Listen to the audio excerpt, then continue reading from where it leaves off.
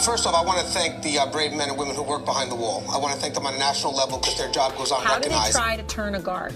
Well, correctional officer. Sorry, I apologize. But correctional officer. How you guys doing today? It's Anthony Gangi, host of Tier Talk. I posted a question up yesterday that related to an officer who lost his keys. I was kind of looking for it for about 15, 20 minutes. Very concerned because he knew if he didn't find the keys, he'd be disciplined. And eventually, right before the other officer comes in to relieve him, where at that point he's going to have to report it, an inmate comes up and says, "Hey, officer, I found your keys." The comments that we got back from the scenario, because the question was, what would you do if an inmate did that, if they showed up with the keys? The comments were great, because the comments showed onus, responsibility. The people that responded to the question, it showed that they were willing to step up, and they saw the bigger picture. And I want to explore that in this video. I want to talk about how sometimes we may be afraid to step up to face a discipline because we know that we made a mistake that actually is a serious mistake. It could threaten the safety and the security of the facility. And I love those comments. The comments really showed people that were going to step up. I made a mistake, but I'm going to step up and take onus to it. Because at the end of the day, I'm not going to have my mistake threaten the lives of others. And that's great comments, guys. It just really was great comments, needed dialogue. So we come back from our sponsor, I want to explore that a little bit. And again, just further this dialogue, because it's not an easy thing to do. It's not. Saying it's one thing, doing it's another. And I want to explore some moments where I saw people second guess that decision. And I think this is really good dialogue. Again, a good continuation from yesterday's topic. So again, we get back from our sponsors, we're going to discuss this a little bit. Now guys, if you haven't, the show Tier Talks for you, brave men and women that work in corrections, so please subscribe, interact, engage, comment, hit that bell. That bell's going to notify you every time I post a video. I stand by for our sponsor. I wanted to attend a university that had an intelligence program. I wanted to look at problems different. I wanted to increase my critical thinking abilities. AMU offered those avenues to expand. Obtaining your degree as an adult, you're actually paying yourself and investing in yourself. You can't put a dollar on it, it's priceless. It's something that can never be taken away from you. American Military University. Learn from the leader. Thank you guys for listening to our sponsors. So again, it was a great question. The question was pretty much, are you going to step up? Are you going to take responsibility for the mistake that you made, even knowing that you're going to get a discipline or it could lead to a possible discipline? And the comments were great. People stepping up. The comments are one thing. Actually, in that moment and doing the right thing may not be that easy. It's one of those things that's easier said than done.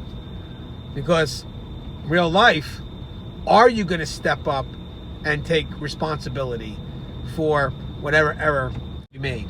Now, the funny thing is, when I was asking a few of the cops on the site, I noticed there was a difference because they were like, well, you're asking what should I do or what would I do? And I was like, well, is there a difference? And when they told me, I was like, there's a difference. One difference is the should is I'm reporting it, I'm taking onus, I'm doing what I got to do. The would is what would you do is a little bit different. It's, oh God, I'm relieved that I'm not going to get in trouble. And therefore, since I'm relieved that I'm not going to get in trouble, I'm not going to open up that can of worms and report it. So that sense of relief of not getting in trouble may make you not want to report it. And again, that's a problem. Again, we talk about the fear of the discipline. Also, sometimes pride. Sometimes pride will stop people from reporting because they don't want to show that they made a mistake. But I'm more focused now on the fact that what's stopping you is that discipline that could come your way. And again, now imagine yourself, you can't find the keys and all of a sudden that inmate gives you the keys and you're like, whoof. After just being overwhelmed with anxiety and being nervous because you don't know what's going to happen once you report this, all of a sudden someone gives you the keys and you're just, whoof, relieved. But technically, it's not done. Technically, in this scenario here, you have a bigger concern. The inmate gave you the keys. So, where were the keys? So now, there could be a concern that in the 15 minutes when you didn't have the keys, the inmates could have done stuff with the keys. So now, you have to report it. So, going back, the comments were great.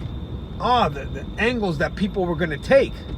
But the reason why I wanted to bring it up again is to make sure that, yeah, that's the comments, but are you going to really take that action when it occurs? Are you going to take the hit because you know for a fact that, yeah, this could be a major security concern? And by the way, when it's a major security concern, because that's when you need to report it, is also what's going to probably give you the most severe discipline. So it's kind of like a double-edged sword, you know? I remember something back in the day that may play out a little bit here. I kind of want to go over an example. Sometimes we play jokes on each other, and some of these jokes really aren't good jokes. I'm not a big fan of them.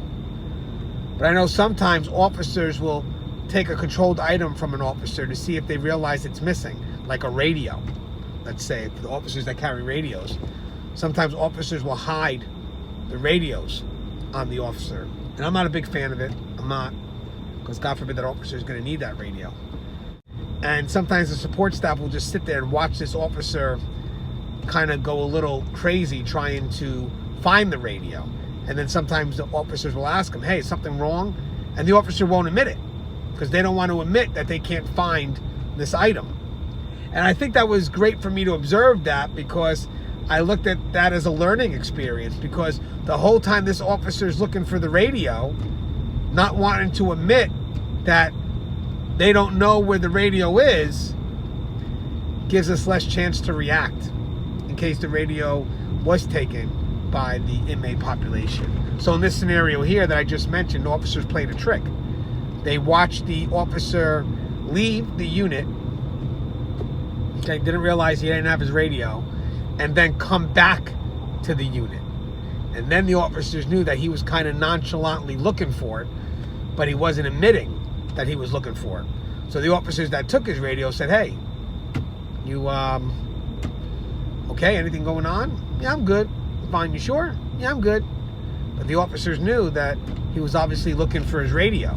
So now if this was a real situation, because eventually obviously he gets his radio back, let's say the radio did go missing, you know, and the officer finds out, oh my God, and runs back and just hesitant in telling people that, hey, I lost my radio. Well, the more time that goes by, it's harder to find out exactly where it may be, or who knows what it's being utilized for. So you have to make that effort to immediately say, hey guys, I don't know where my radio is. You know, I thought I had it on me and it's not here. Or whatever controlled item it be, keys in the last scenario.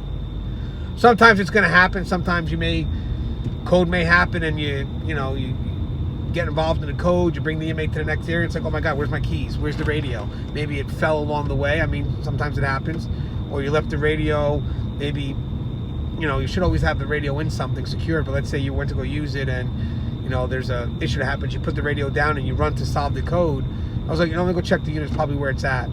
But that's justifiable. Hey, I ran into a code, somewhere during the code, I lost my radio, whatever it is. It's justifiable. It's sad of me, you should have that stuff secured. Don't get me wrong, but stuff does happen during that heat of the moment. But the key is that you're jumping on it immediately. Hey guys, I can't find this. So it gives us a chance to react immediately. But then when you have those moments where you just taking forever to find this item that you need, and the longer the time goes by, it's hard to really find out where that item is or what it's been used for. And then the fact that the other concern is, if I say something, I know I'm going to get in trouble. People are going to look at me like, oh, how could I have done such a thing? Oh my God, it's crazy, and then you're looking for that relief. It's not even about, doing the right thing. It's about, oh, I wish those keys would show up, or I wish that radio would show up, and you don't care how you get the radio or the keys. You just want it to show up because the relief, oh, thank God I have it. Thank God it was found. And you may not even care who found it for you. It's just the fact that, I don't have to get in trouble, because you get so overwhelmed with the possible discipline. But the right answer to this all, guys, and as scary as it may be, and are we willing to step up and do it, is as soon as it goes missing, do a good effort, retrace some steps. I'm not saying report it that split second, check the areas you were at. But once you get to the point where you're running out of where to look and you're scrambling all over the place, maybe a time to call it in. Hey guys, I need help. Can someone come to the unit? can't find my keys, can't find my radio. And again, it can't be, you can't be so worried about that discipline, because the discipline's going to happen probably, but you have a greater concern, the safety and security issue.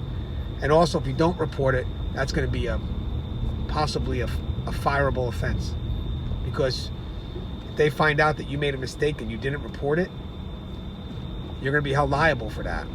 Also, personally, you know, someone got hurt and you didn't do the right thing, you're going to have to live with that.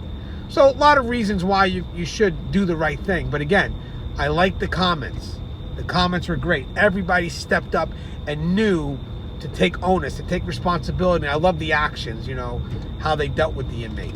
So again, I just wanted to have this quick dialogue. I think it was great. Love the fact that we were stepping up.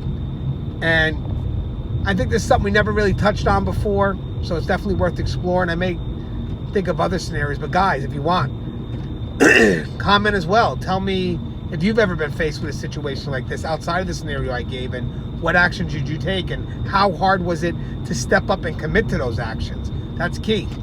The right thing isn't always the easiest thing. I mean, most of the time it's never the easiest thing, actually. But I'd love to hear your comments on this. As always, guys, the show is Tear Talk. If you haven't, please subscribe, interact, engage, comment, hit that bell. That bell's going to notify you every time I post up a video. And as always, guys, love you. Stay safe.